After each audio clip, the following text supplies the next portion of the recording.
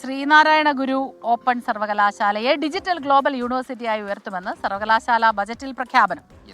ഗവേഷണ വിഭാഗവും കൂടുതൽ സെന്ററുകൾ ആരംഭിക്കുമെന്നും ബജറ്റിൽ ചൂണ്ടിക്കാട്ടും. സംസ്ഥാനത്തെ ആദ്യ ഓപ്പൺ സർവകലാശാലയുടെ 5ാമത്തെ ബഡ്ജറ്റിലാണ് പ്രവർത്തനം കൂടുതൽ ശക്തമാക്കാനുള്ള പ്രഖ്യാപനങ്ങളുള്ളത്. 140 കോടി 40,32,020 രൂപ വരവും 152 കോടി 17,38,600 രൂപ ചിലവും പ്രതീക്ഷിക്കുന്നതാണ് ബഡ്ജറ്റ് പ്രഖ്യാപനം ഇങ്ങനെ.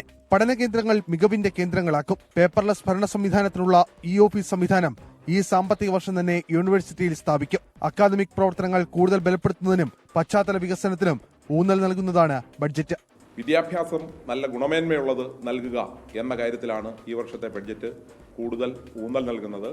പാഠ്യപ്രവർത്തനങ്ങൾ കൂടുതൽ മികവുറ്റതാക്കി മാറ്റാൻ എല്ലാ വിദ്യാർത്ഥികൾക്കും ഓൺലൈനായും ഓഫ്ലൈനായും മികച്ച വിദ്യാഭ്യാസം നൽകാൻ കഴിയുന്ന തരത്തിലുള്ള പദ്ധതികളാണ് ആവിഷ്കരിച്ചിട്ടുള്ളത്.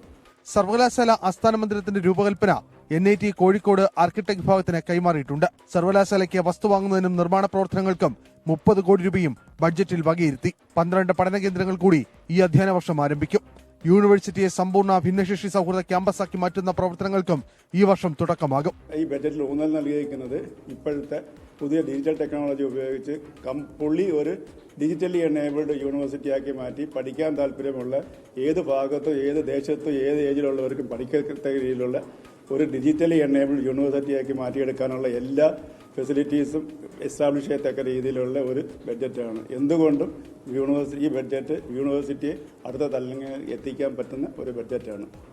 സർവകലാശാലയിലെ വിദ്യാർത്ഥികളുടെ പ്രവേശനം ഗണ്യമായ തോതിൽ വർദ്ധിക്കുന്ന സാഹചര്യത്തിൽ കാര്യക്ഷമമായ പഠനം ഉറപ്പുവരുത്തുക എന്ന ലക്ഷ്യത്തോടെ പഠന കേന്ദ്രങ്ങളുടെ എണ്ണം 23-ൽ നിന്ന് 35 ഉയർത്തും. ബഡ്ജറ്റ് അവതരണത്തിൽ വൈസ് ചാൻസലറും സിൻഡിക്കേറ്റ് അംഗങ്ങളും പങ്കെടുത്തു. 24 കൊല്ലം.